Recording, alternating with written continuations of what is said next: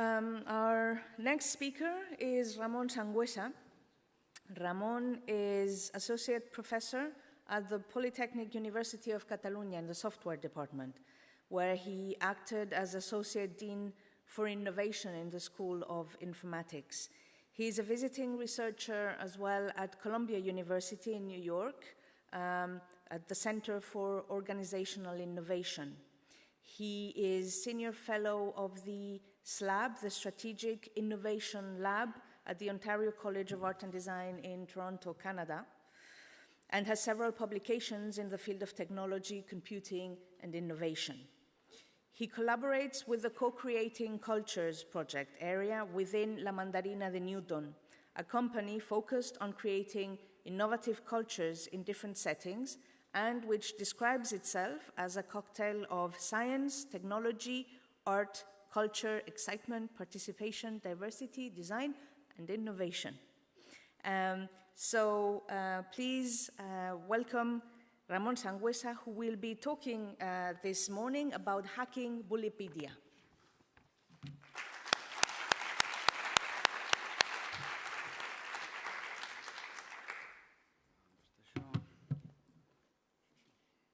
Okay, good morning, everyone. Thank you, Viviana. Just to update a little about my bio. I left the Technical University. I am a permanent leave now. I'm very happy. So I decided just to move out of some aspects of research and do, let's say, practitioners and design research with La Mandarina and Newton. Okay, Viviana and the people organizing this meeting asked me just to share with you some of our experiences, and particularly with this project. She was referring to hacking Bullypedia. So Bullypedia has the part of the word is bully, so you know what it is connected with. So it's basically connected with the guys from Bulli and Bulli Foundation, etc. So I guess that they approach us because we have some kind of a track record on doing participatory projects, collaborative projects. We've done this in science, in culture, in technology. For example, probably one of the most well-known projects that we did was just to create an exhibition in a museum done completely by the users, by the visitors. So we had this kind of aura of participation and collaboration. And so we were approached by Telefonica and Bulli just to play or to do some kind of contribution with their approach to the new thing they were preparing. So first, I would like to remark that food and design have a long story of working together. Food design is a hot topic now. This is, for example, the work of Camille Bretillo, a French designer, or food designer, that we like very much, we know him. And this is this aspect of design that has to do with how to actually create new ways of eating, new ways of presenting food, new ways of creating food, new ways of producing food, new ways of distributing, etc., creating new experiences also. There are lots of things there happening right now, and it's extremely interesting. So there are other aspects to the connection between design, food, and openness. This is something that I want to stress before really getting into the project, right? So for the topics of this meeting, I think the important thing is to, let's say, see the different facets of this relationship between food and design in terms of openness and collaboration. So we'll try to just to give some kind of things that we've been connected with or we are familiar with. That is, this morning Jan was talking about Martí Guixé, a Catalan designer, and he also has been very much into food design. And there is this aspect of using food, not just as a result, but as a medium for exploring different aspects of design of the food industry or the food in general. This is a very interesting project that Martí just created. It's about just, it's kind of also critical design if you want. It's just thinking about food and recipes in a completely different way. Just you have edible furniture, other things that question our ideas about food, for example. This is another project where Martí Guixé also was involved with. It was called Food Facility. And actually it's a deep deconstruction or a deep questioning of the concept of a restaurant, of authorship of recipes, of the food, This was done at Mediamatic at Amsterdam, and basically, just to sum it up briefly, it was, they created a restaurant on the spot. And Mediamatic, if you know it, is a center there in Amsterdam where lots of things happen. It's related to art, contemporary art and design. And they created an impromptu restaurant, so to speak, a restaurant that had no kitchen at all, right? So that you would go there and ask for something that was on the menu, and they would phone delivery service of, let's say, Japanese food or Mexican food or Moroccan food or whatever, and they will serve you. That created interesting dissonances with the expected experience of dining there. If I ask for Japanese food and you ask for, I don't know, Mexican food, maybe the guy on the motorbike, they have different kind of velocity, so maybe you started eating when I was finishing or things like that. So they questioned the whole idea of dining, and it was a very interesting project from my point of view. And also connecting with this idea of the streak of critical design. So there, this project was done by Marty Guichet and Arne Hendricks. And Arne Hendricks had also a very interesting project from my point of view, which touches on openness and collaboration. It's more close to this idea of open sourcing everything. If you are familiar, this is called the Instructables restaurant. If you are familiar with the Instructable platform, it's a place where you can actually upload your knowledge, your design, the things that you've done from everything. I mean, people just explaining how to do a recipe or how to build a chair or do some kind of electronic circuitry or whatever, right? So what they did was to create the whole restaurant by using designs that were in Instructables. So they downloaded the design and they created all the furniture. So for example, the lamps up there are a composition of several very popular IKEA lamps. The chairs are also downloaded from Instructables, right? They are not very comfortable, as I was told. But also the interesting thing for me is that there were hundreds of recipes at Instructables website, and while this was open, while this exhibition, if you want, or this project was open, they would download recipes and put them on the menu for the night, and then they would use the feedback of the users to improve the recipe, right? So Arne always told that there was a soup in particular that after the fifth iteration was wonderful. It was the best that anyone had ever tasted. The thing was, Arne is not a cook, he's not a chef, so he was a kind of amateur chef. So it was just impersonating the amateur, the openness, the collaboration, the open sourcing of all the processes of dining and cooking and even the space, right? So just to give you ideas of how design, openness, collaboration, and food and dining are getting together, right? Of course, you have hundreds of websites where they more or less apply this open model or an open source model of creating new things. Okay, this is a very simple one. And probably when you are thinking of food or when you're thinking of kitchens or when you're thinking of cuisine, we always tend to think of recipes. There's that typical object that everyone is so familiar with when we think about kitchen and cooking, right? And we will see that what happened with Bullypile in that sense. Everyone was thinking about recipes too. This is a place where people interchange. This is called open source food, and where people just exchange recipes and then improve them through an iterative process and reflecting on what they've learned, right? I like very much some of the things that are going on right now in Media Prado in Madrid, right? They have several initiatives that are very interesting that actually are creating a projection of methods that come from the open culture, that come from the open source, and they have regular meetings, different groups working. I just will show you some of them. Like this one is called La Sociedad Gastronómica, which is a group of people that get together and hack things related to food and kitchen.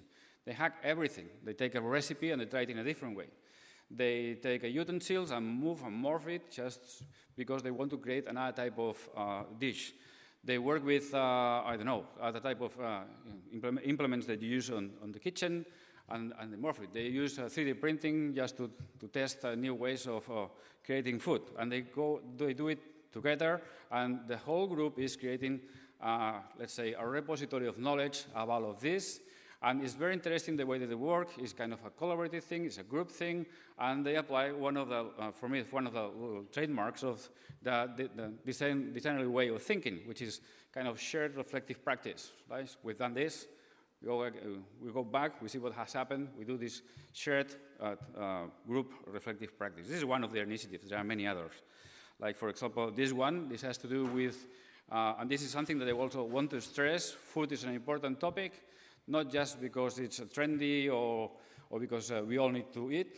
We all need to eat. We all need to design our dishes, of course. But there are many things happening right now. There's a lot of people on this planet.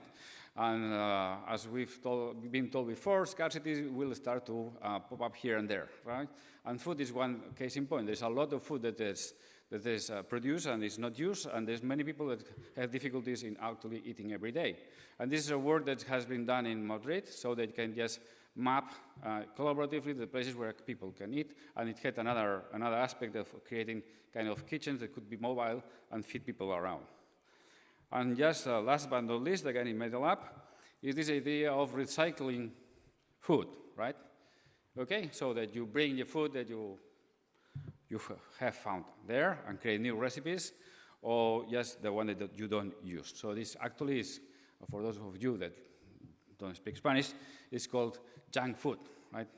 What you get from dustbins, etc. Okay, so there is a big thing that has to do with, let's say, the experience of dining, the everyday need to eat, the experience of producing food, the experience of being creative and creating new ways of presenting food and eating it. So this is connected completely with an open culture. Let's go to the other extreme, right? This, if you are familiar with, this is an illustration of a substantially heavy set of books, which is called Modernist Cuisine. If you are familiar with it, this is a collection that's done by Nathan Myhrvold, which is one of the founders of Microsoft, and who is one of these very bright people, very intelligent, lots of PhD work, etc., who now just took as his hobby gastronomy. And he has created an amazing laboratory where they create strange utensils and they create new techniques for cooking, and they come up with this impressively illustrated set of books, right? So no participation, no collaboration, no nothing. It's just a closed lab where these guys just have thought new ways of cooking and then have tried to share this later. Okay, and here comes our friend, Ferran Adrià. This is a photograph that they took on the last week that El Bulli was open, right? I think it takes more or less the feeling of how he and his group work. We were just working with my student Pilar Opazo from Columbia University, who was actually just doing a PhD on the transformation of El Bulli to El Bulli Foundation as a creative industry. And we were several days there, up there. We did a lot of work with them to understand where they were, how did they work, what was their culture, etc. And I took this photograph because it just portrays a typical concentration that these guys put on everything that they do, and the obsessive quality that they have in all that they do, and how they document. And especially I want to stress the way that they look at knowledge. For them it's extremely important, just to gather the knowledge of everything that they do. If you are familiar with some of the films about Ferran Adrià, you can see all of them just working and just taking notes like madmen, taking photographs, videos, indexing everything, working with lots of files of paper with every single idea, every change that they do to a recipe or to a technique or to an elaboration or to the origin of some products. So they take note of everything, right? So it's an incredible amount of knowledge that they have generated that they explore from every day, I would say. And, well, this conveys more or less it. So, as you know, okay, El Bulli as a restaurant is no longer exists. So they decided to stop being a restaurant, and that was El Bulli Last Waltz. It was the last party with all the friends that had been collaborating along the years. And then they decided, okay, after this, what are we going to do? Well, basically what they were going to do, and they are actually doing, is just to create what they call the El Bulli Foundation. And El Bulli Foundation is, let's say, divided in 3 projects.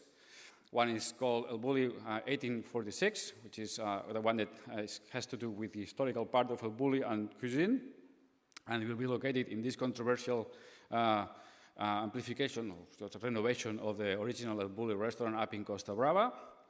And then you have the other one, which is called El Bulli DNA, which is basically a group of people that is going to work on new creativity and taking, as they say, and this is very important to have this in mind, taking language, cuisine as a language, right? A language for creativity and trying to connect with other disciplines with this material, so to speak, and this language, just to come up with new creative methods for other disciplines. They're going to invite a lot of other people to be innovative and come up with something new.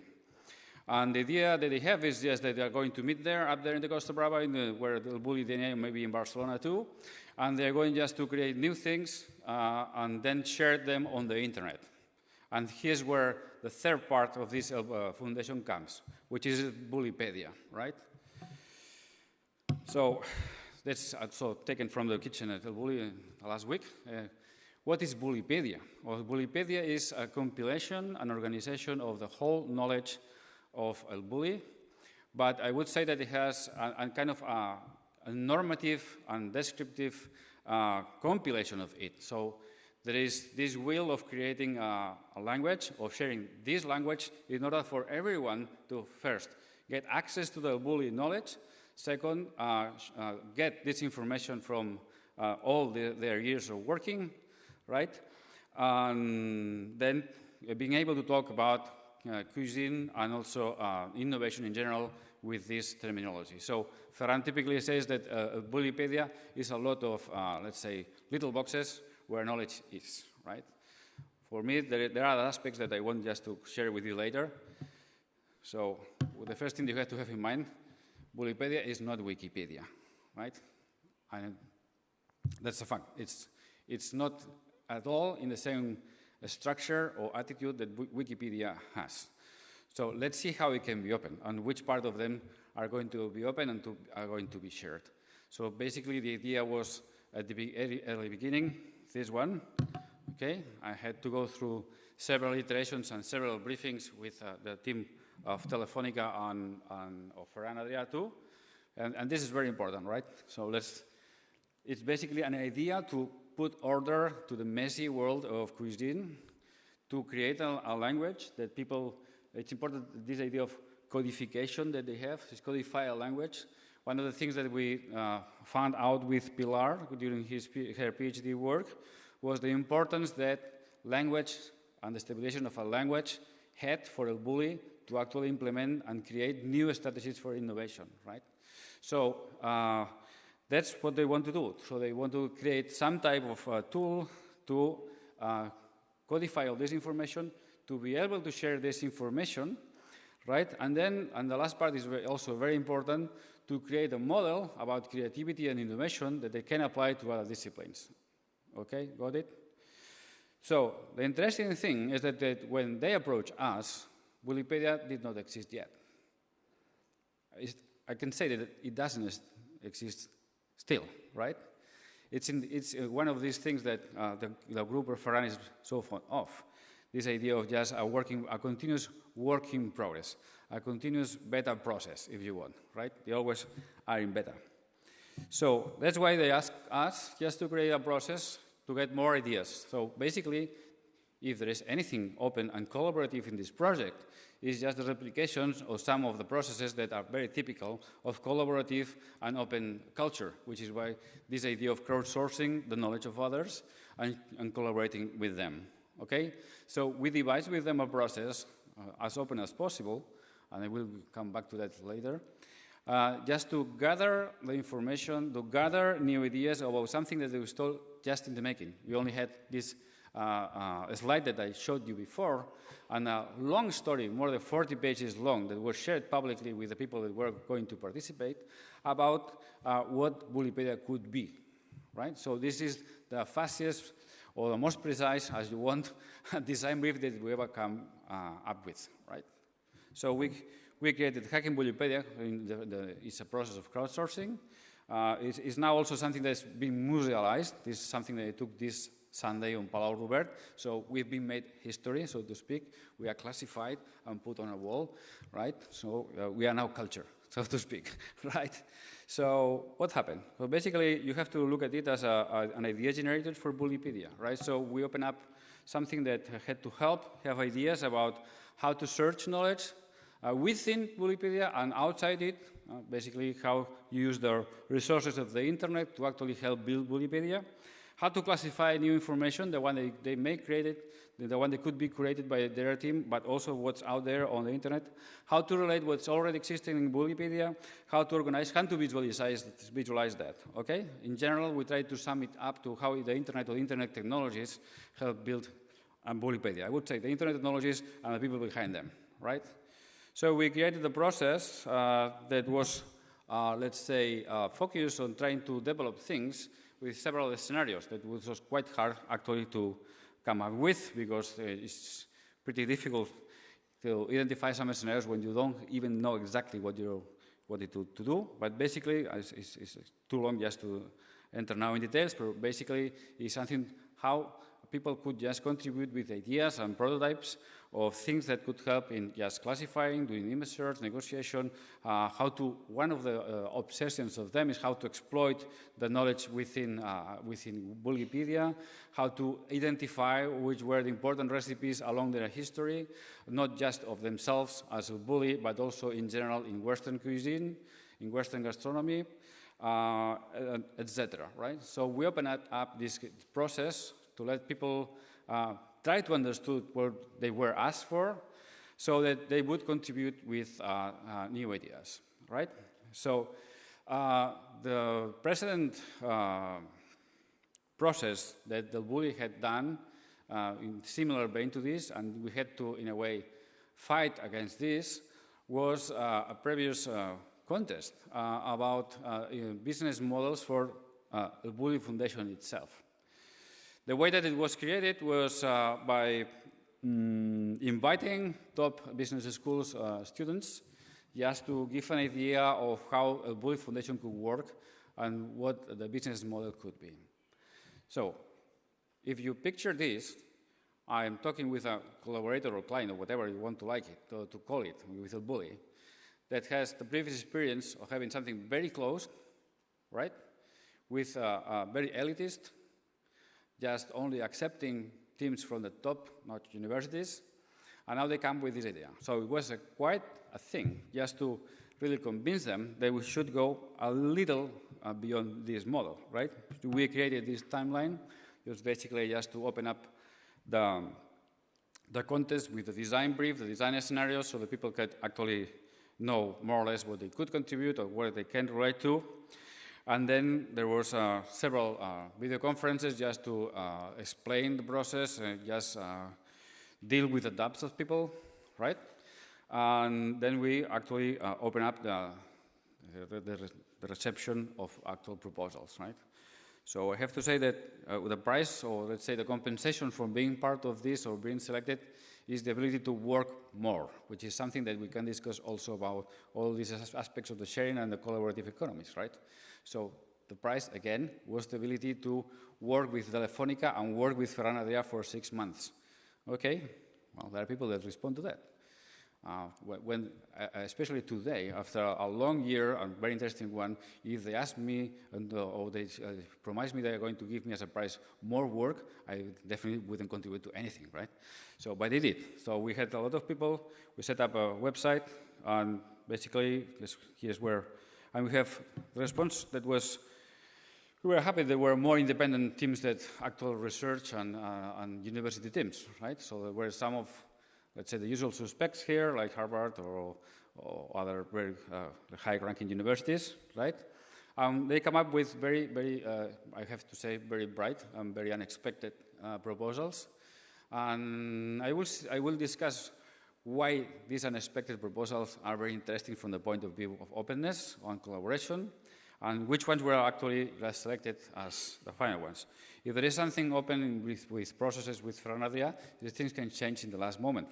So they were apparently it was just they were going to give just a single prize, and they gave 2, right? So there are now 2 teams actually working with them.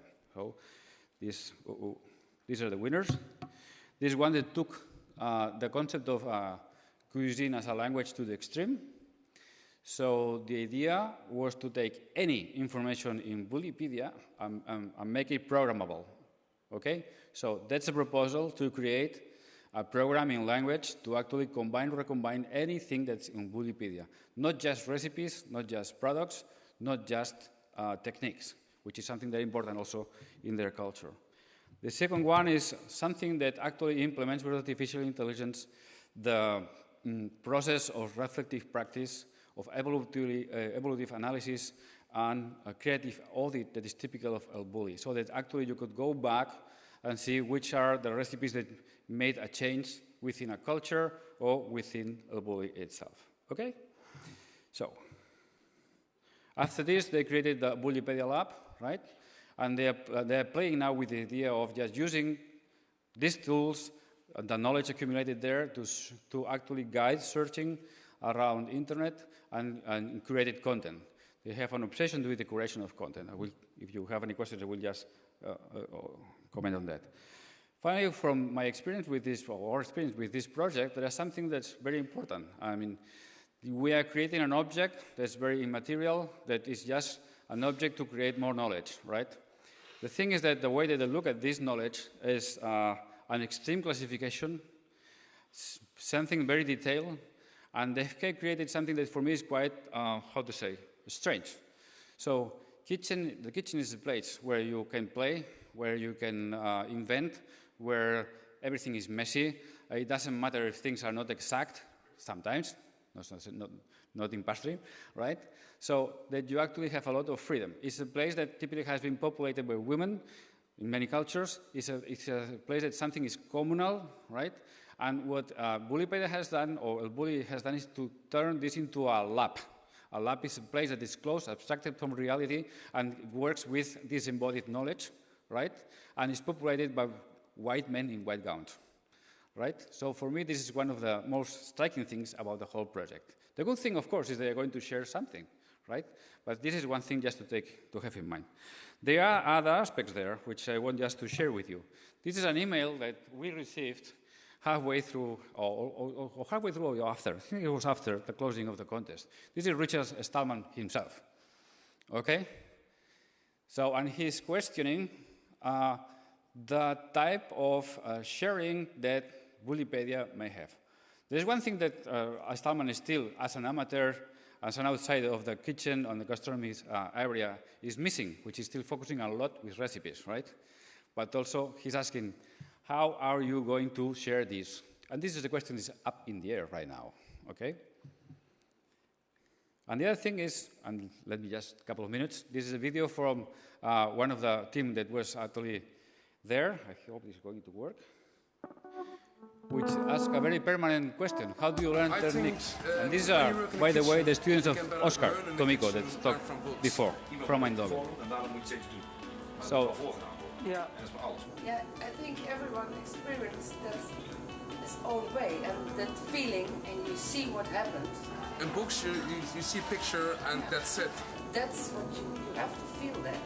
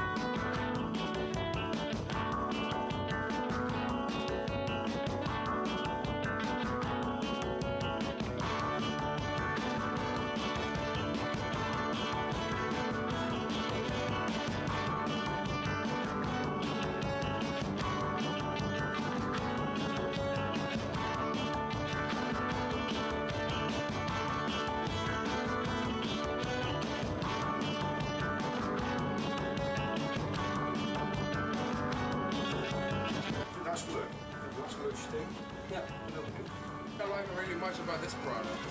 It's just simple, but when you got through all of it, I really like it.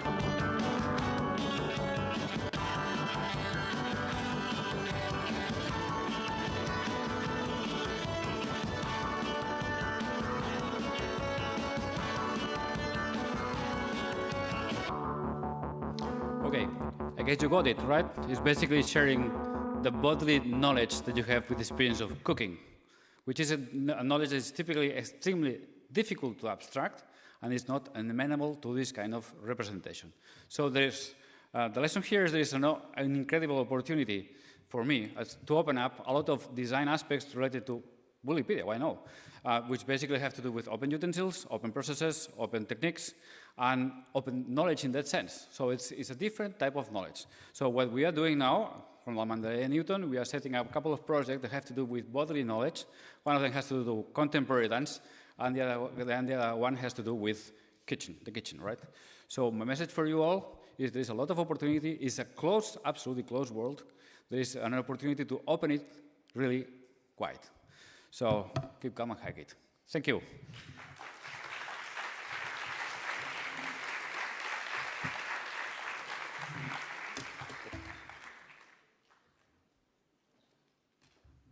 I just hack it. Okay. I'm just reconstructing this, right?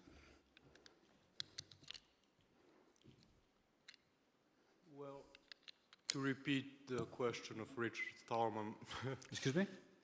The question that was on of Richard Stallman, if you care to elaborate on what do you mean it's in the air? Well, the question is about which level of sharing is going to happen there. Yes. Now you have no licensing scheme, or now it's completely now it's completely up in the air. They are just working on just creating the content, right? And that's it. So there is a lot to be done there. Okay, I can answer you from the official side of a Bully, right? There have been a lot of conversation about how to work on that.